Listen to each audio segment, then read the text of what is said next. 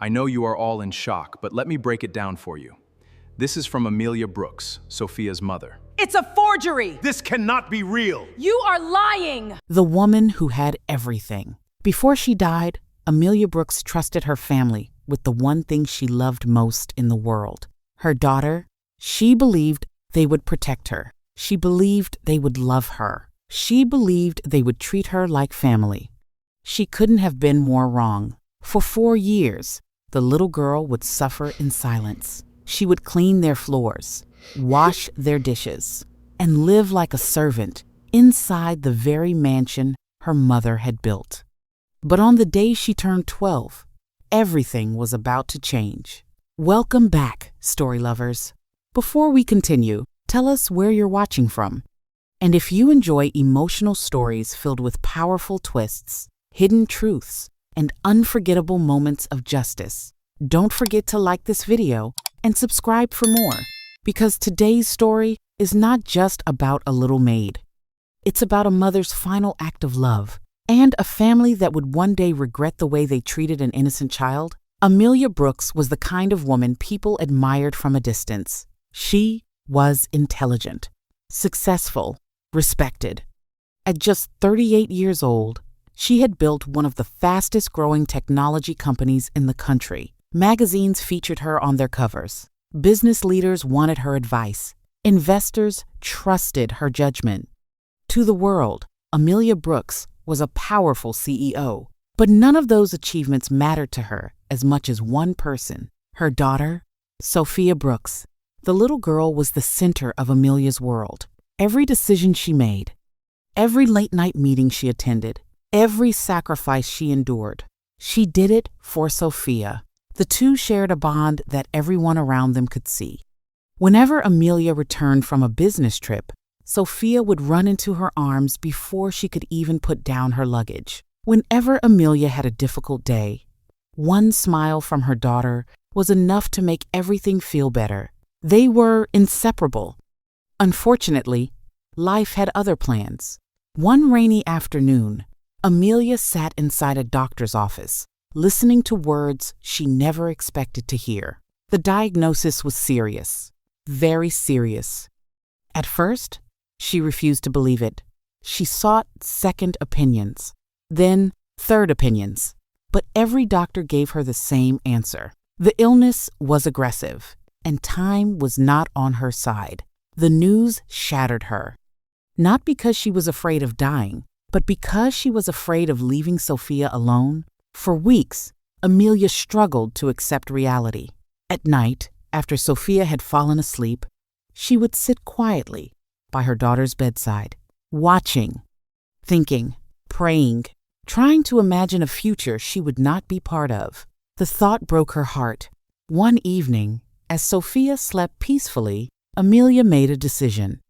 If she couldn't control how long she lived, she could at least protect her daughter after she was gone. And so, she began putting her affairs in order. She reviewed company documents, financial records, property ownership papers, everything. Her lawyers were surprised by how detailed she became. But Amelia wasn't taking chances. She wanted every possibility covered, every risk considered. Most importantly, she wanted Sophia protected. There was just one problem. Sophia was only 8 years old, far too young to manage a company, far too young to oversee a fortune, far too young to protect herself from people with bad intentions. At first, Amelia considered appointing professional guardians, but she quickly dismissed the idea. Sophia needed family, or at least that was what Amelia believed. Her closest relatives seemed supportive, especially her older brother, Victor. Whenever Amelia mentioned concerns about Sophia's future, Victor always reassured her. "You don't have to worry," he would say. "We're family." His wife, Caroline, often said the same thing. "We'll always be there for Sophia." The words comforted Amelia, at least for a while. What she didn't realize was that some smiles hide dangerous intentions. Victor and Caroline had always envied Amelia's success. They admired her wealth. But deep down, they resented it too. Every luxury they enjoyed came from money they hadn't earned. Every opportunity they received came from Amelia's generosity. And over time, that generosity created greed, a greed that Amelia never fully saw. Still, something about the situation bothered her, a feeling she couldn't explain, a quiet warning deep inside her heart. So instead of giving anyone direct control over her estate, Amelia created a plan, a very careful plan, one that would remain secret until the right moment. Her lawyers spent weeks preparing the documents. Every detail was reviewed repeatedly. Every instruction was written clearly. Nothing would be left to chance. When everything was finally ready, Amelia locked the documents away. Only one lawyer knew the full truth, and by law, he was forbidden from revealing it. Not yet. Months later, Amelia's condition worsened. The energetic CEO who once commanded boardrooms now struggled to walk across a room. The illness had taken too much. One evening, she sat beside Sophia and gently brushed her daughter's hair. Sophia smiled. She didn't fully understand what was happening. Children rarely do. "Mommy," she asked softly, "are you going to get better?" Amelia felt tears fill her eyes, but she smiled anyway. The way mothers often do. The way mothers protect their children even when their own hearts are breaking. She pulled Sophia close and kissed her forehead. "Always remember something," Amelia whispered. "No matter what happens, you are loved." Sophia nodded. "I love you too, Mommy." Amelia held her a little tighter, as if she already knew it would be their last quiet moment together. A few weeks later, Amelia Brooks passed away. The news shocked the business world. Thousands attended her funeral. Executives, politicians, friends, employees. Everyone came to pay their respects. Everyone except Sophia. The little girl spent most of the service crying quietly beside her mother's casket. She didn't care about the speeches. She didn't care about the flowers. She only wanted her mother back. But some things can never be changed. And as the funeral came to an end, Sophia's life was about to enter its darkest chapter. Because while she was mourning the loss of her mother, others were already thinking about everything she had left behind. The days following Amelia Brooks' funeral were some of the hardest days of Sophia's young life. The mansion felt different, empty, quiet, cold. Every room reminded her of her mother. The grand staircase, where they used to race each other. The kitchen, where they baked cookies together on weekends. The garden where Amelia would sit and listen to Sophia talk about school for hours. Now, all of it felt like a memory. At first, Victor and Caroline appeared supportive. They hugged Sophia. They comforted her. They told visitors they would take excellent care of her. Anyone watching from the outside would have believed they were loving relatives doing their best to help a grieving child. But once the visitors stopped coming, everything changed. Slowly, then all at once.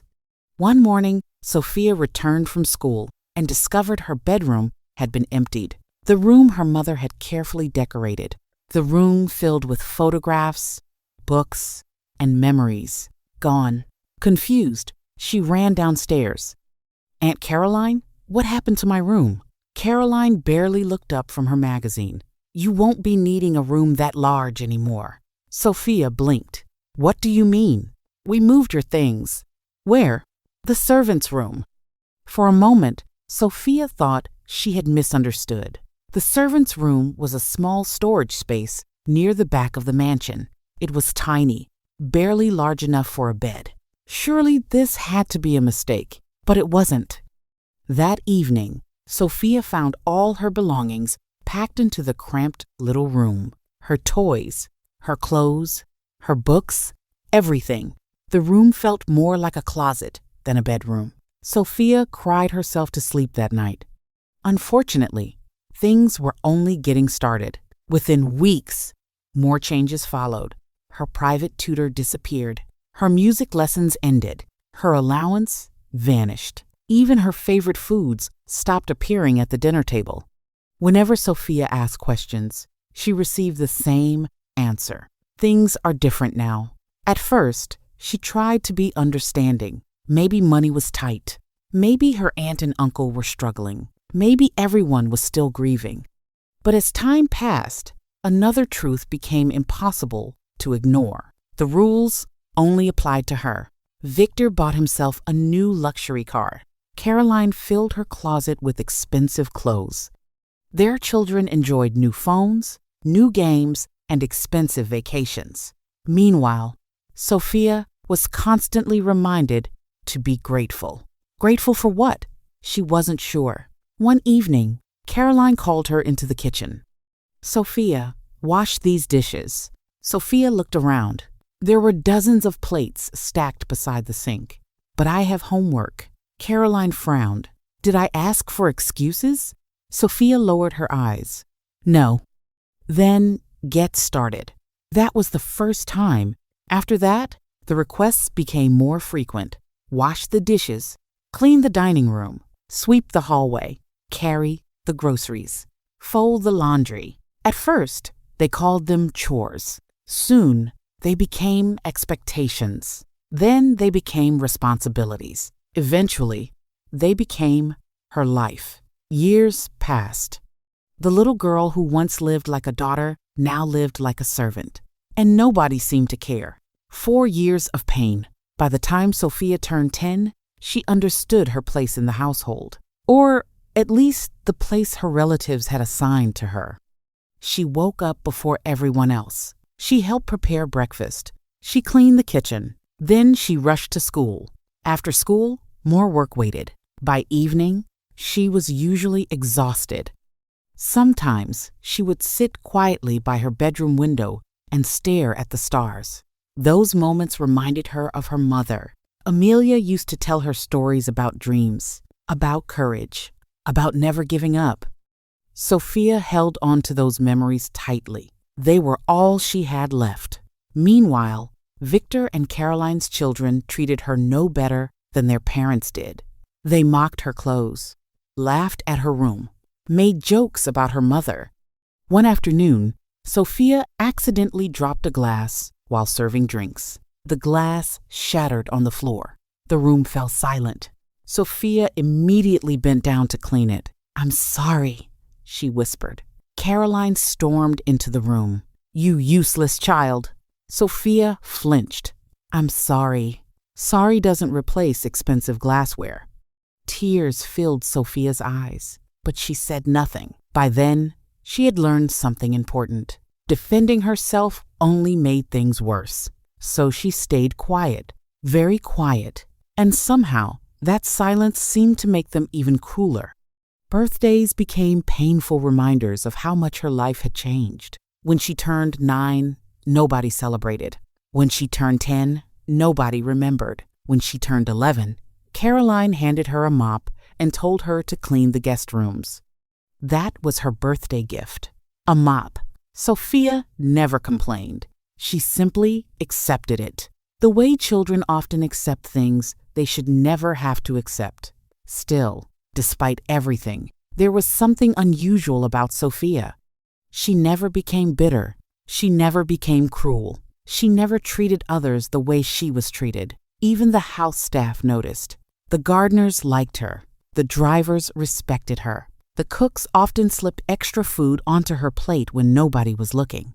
There was a kindness in Sophia that hardship couldn't destroy. And perhaps that was what made her story so remarkable. Because despite years of humiliation, she remained gentle. Despite years of neglect, she remained hopeful.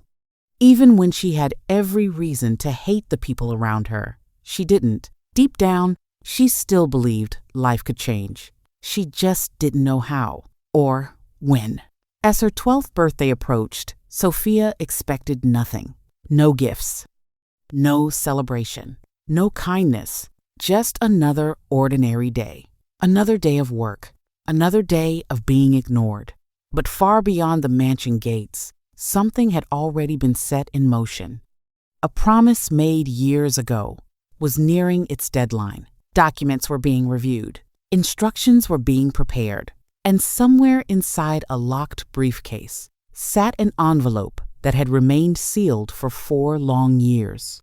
An envelope carrying the final words of a mother who had never stopped protecting her daughter. The countdown had begun, and neither Sophia nor her relatives had any idea that their lives were about to change forever.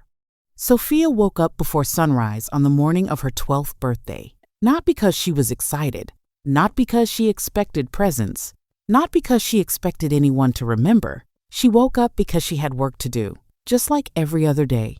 For a few moments, she lay quietly on her small bed staring at the ceiling. 12 years old, part of her wondered what her mother would have done if she were still alive. She already knew the answer. There would have been balloons, a cake, laughter, a warm hug, and a promise that the year ahead would be special. Instead, the tiny room remained silent.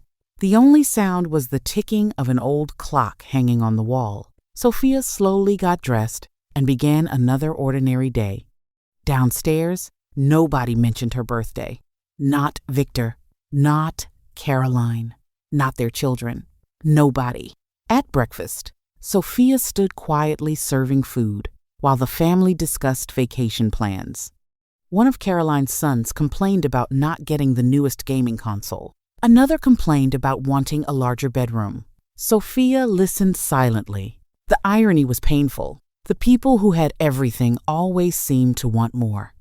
Meanwhile, she would have been happy with a simple birthday card. Just one. As breakfast ended, Carolyn looked toward her.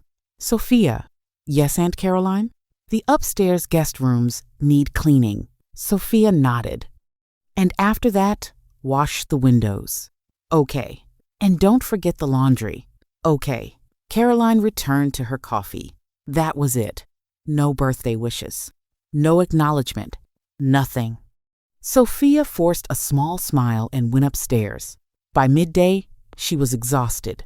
The sun shined brightly through the windows as she cleaned room after room. At one point, she paused and looked out across the estate. The mansion sat on acres of beautiful land, perfect gardens, beautiful fountains, luxury cars. Everything looked impressive from the outside, but Sophia knew appearances could be deceiving, very deceiving. As she continued working, she noticed something unusual. A security guard was speaking urgently into a radio.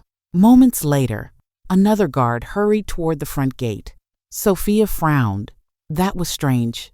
Visitors rarely arrived without notice, especially on weekdays. Curious, she glanced through a window overlooking the driveway. At first, she saw nothing. Then a long black luxury car slowly appeared through the front gates. Sophia watched as it rolled toward the mansion. The vehicle looked expensive, important, official. She wondered who it belonged to. Downstairs, Victor noticed it too. His eyebrows lifted. Are we expecting someone? Caroline shook her head. No. The children moved toward the windows. The staff exchanged curious glances. Nobody recognized the car. The vehicle finally came to a stop. The engine turned off. Silence followed. Then the rear door opened. A man stepped out. He appeared to be in his 60s, well-dressed, professional, confident. He carried a leather briefcase beneath one arm. Sophia didn't recognize him. Neither did anyone else. The man calmly approached the front entrance. Moments later, the doorbell rang. Victor opened the door himself. Can I help you? The visitor smiled politely. Good afternoon. Good afternoon. My name is Jonathan Hayes. Victor nodded slowly. And I'm here regarding Sophia Brooks. The atmosphere changed immediately. Victor's smile faded. Behind him, Caroline looked confused. Sophia? Victor asked. Yes. Jonathan adjusted his glasses. I have been instructed to meet with her today. Sophia felt her heart skip. Me? Jonathan looked toward her. For the first time, his expression softened. Yes, Sophia. She stared at him, completely confused. The man smiled gently. Happy birthday. For a moment, nobody spoke. The room became strangely quiet, almost uncomfortable. Jonathan looked around. There are some matters that need to be addressed. What matters? Victor asked. Jonathan remained calm. Legal matters. Victor's face tightened slightly. Legal matters? Yes. Jonathan tapped the briefcase. Important legal matters. Caroline crossed her arms. What exactly is this about? Jonathan glanced toward Sophia. That information will be discussed shortly. Victor didn't like that answer. Not one bit. Still, the man seemed confident, certain, like someone who knew exactly why he was there and exactly what he was doing. Perhaps we should sit down, Jonathan suggested. The family exchanged nervous looks. Something felt wrong. Nobody could explain why. But the confidence this stranger carried made them uncomfortable, very uncomfortable. The black briefcase. A few minutes later, everyone gathered inside the main living room. Victor sat stiffly in his chair. Caroline sat beside him. Their children occupied the nearby couch. Sophia remained standing quietly near the back of the room. Jonathan Hayes placed his leather briefcase on a coffee table. Then he sat down. The room was silent, the kind of silence that makes people uneasy. Finally, Victor cleared his throat. Mr. Hayes. Yes? You still haven't explained why you're here. Jonathan nodded. You're right. He unlocked the briefcase. Click. The sound seemed louder than it should have. Sophia felt a strange nervousness growing inside her. Jonathan carefully opened the case. Inside were several folders, legal documents, files, and one large sealed envelope. The envelope looked old, very old. Its edges showed signs of age, as if it had been waiting a long time to be opened. Jonathan gently lifted it from the briefcase. The moment Sophia saw it, something inside her stirred. She couldn't explain why, but the envelope felt familiar, almost important. Jonathan held it carefully. Then he looked directly at Sophia. His voice became softer. Do you know who I am? Sophia shook her head.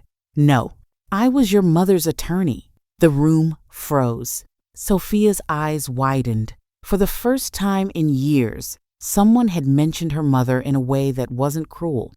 Jonathan smiled sadly. I worked with her for many years. Sophia swallowed hard. You knew my mom? Very well. The little girl's eyes immediately filled with tears.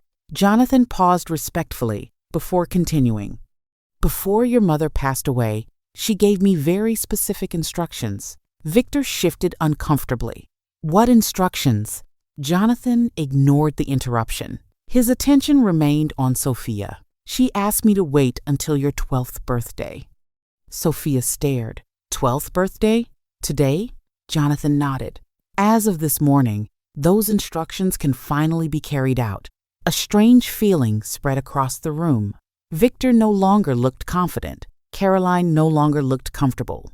Even their children had stopped talking. Everyone's attention had shifted to the envelope. The old envelope.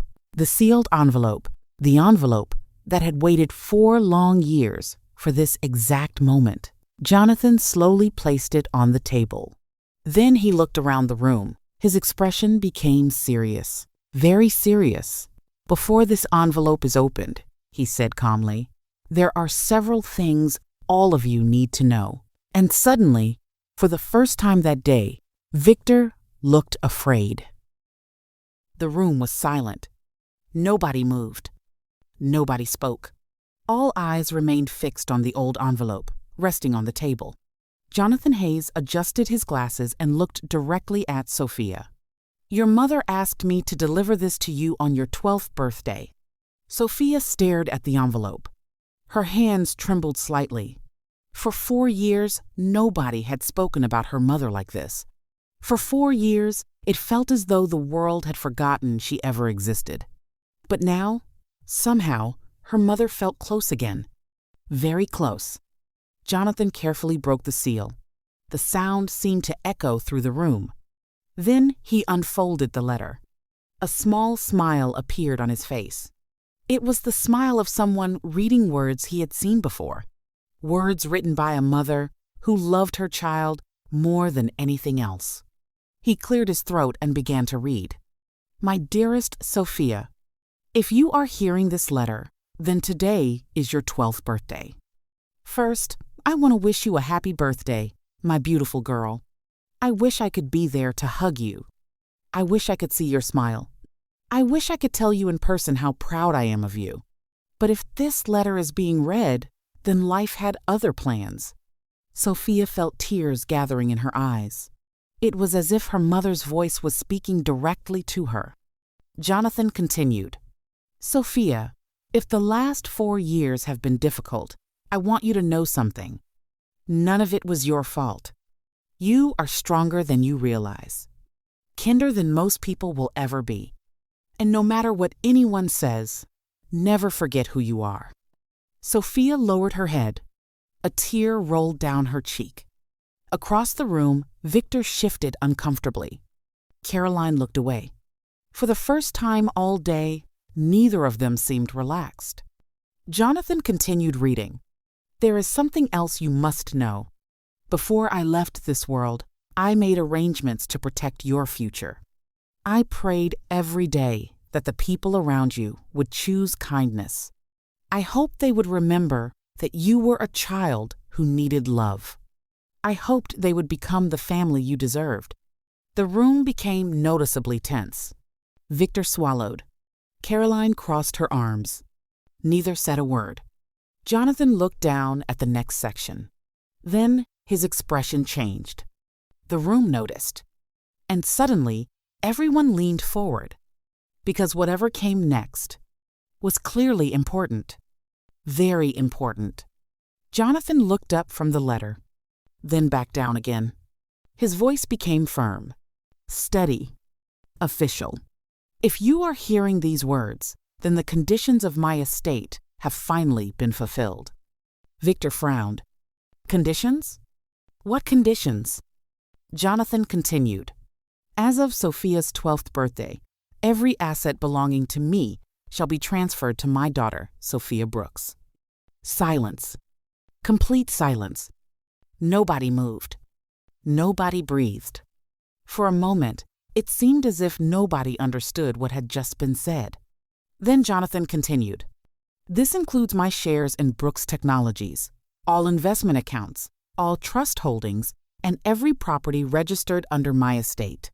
Victor's eyes widened. Caroline sat upright. The children stared in confusion. Sophia simply blinked.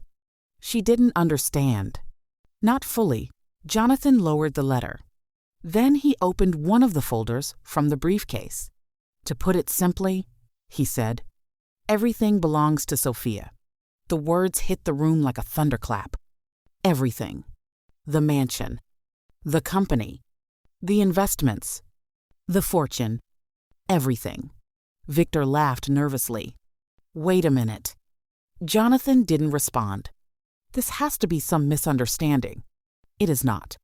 Victor's smile disappeared. Caroline's face turned pale. Jonathan calmly opened another document. Your role was never ownership. Victor stared. What? You and your wife were appointed temporary guardians. The room froze again. Temporary? Caroline whispered. Jonathan nodded. Temporary. He looked directly at them. You never inherited Amelia Brooks's estate. The color drained from their faces. For 4 years they had lived inside the mansion. For 4 years they had acted like owners. For 4 years they had enjoyed privileges they believed belonged to them. For several seconds, nobody spoke. The confidence Victor and Caroline had carried for years disappeared completely. It was gone, replaced by confusion, fear, and disbelief. This is ridiculous, Victor finally said. There must be some mistake. There is no mistake, Jonathan replied calmly. Victor stood up so quickly that his chair nearly fell over. No, this can't be right. My sister would never do this. Jonathan opened another folder. Your sister signed every document herself. Victor's face tightened. Jonathan slid several papers across the table. Official signatures. Official seals. Official records. Everything was legal. Everything was final. Caroline grabbed the documents with trembling hands. The more she read, the paler she became. "No," she whispered. "No." The children looked at each other nervously. For the first time in years, nobody was acting superior. Nobody was laughing. Nobody was giving orders. Meanwhile, Sophia remained silent. She sat quietly in her chair, still trying to understand everything. The mansion, the company, the fortune. How could any of it belong to her? She looked toward the photograph hanging above the fireplace. It was an old picture of her mother. Amelia was smiling. Sophia felt tears filling her eyes. All this time, her mother hadn't forgotten her. Not for a single moment. Across the room, panic was spreading. Victor looked desperate. "There has to be something we can do." Jonathan closed the folder. "There isn't. But we've been managing everything for years." As temporary guardians, Caroline stepped forward. "We took care of her." The room fell silent. Even she seemed to realize how ridiculous those words sounded. Jonathan looked at Sophia, then back at Caroline. "You turned the owner's daughter into a servant." Nobody could argue with that. Because it was true. Painfully true. The room became quiet once again. And for the first time, Victor and Caroline were forced to face the consequences of their actions. Not from a judge, not from the police, but from the truth itself. The sun was beginning to set outside the mansion. Golden light poured through the windows. Everything looked peaceful, but inside, an entire world had changed. Jonathan gathered his documents and stood. "There will be additional meetings over the coming weeks," he explained. "But as of today, the estate belongs to Sophia." Nobody argued. Nobody could. The documents spoke for themselves. Slowly, Jonathan turned towards Sophia. "Your mother left something else for you." Sophia looked up. "What is it?" Jonathan smiled. "A message." He reached into the briefcase and handed her a small handwritten note. Sophia unfolded it carefully. Her mother's handwriting appeared before her eyes. And suddenly, it felt as though Amelia was standing beside her once again. The note was short, very short. It simply said, "Is greater than my beautiful Sophia. Never measure your worth by the way others treat you. Some people fail to see your value because they are too busy thinking about themselves. Be kind, be strong, and always remember how deeply you are loved. Love, Mom." A tear rolled down Sophia's cheek. Then another. But this time, they weren't tears of sadness. They were tears of relief. For 4 years, she had felt forgotten. For 4 years, she had felt alone. For 4 years, she had wondered whether anyone truly cared. Now, she finally knew the truth. Her mother had been protecting her all along. Sophia carefully folded the note and held it against her heart. Then she stood up. Everyone watched.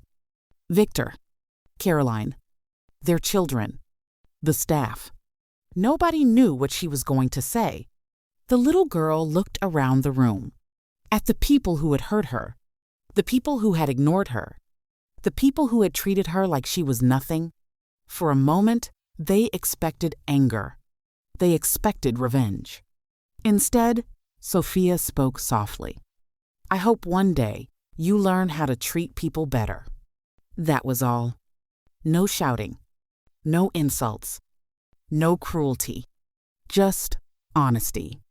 The room fell silent, because sometimes the simplest words hurt the most. A few minutes later, Sophia stepped outside. The evening breeze brushed against her face. For the first time in years, she felt light, free. She looked up at the sky, the same sky her mother once told her to wish upon. A small smile appeared on her face. "Thank you, Mom," she whispered. The wind carried the words away. And somehow, she felt certain her mother had heard them. Because while wealth could build companies, and money could build mansions, love was the greatest gift Amelia Brooks had ever left behind. And in the end, that gift changed everything. Thank you for listening to today's story.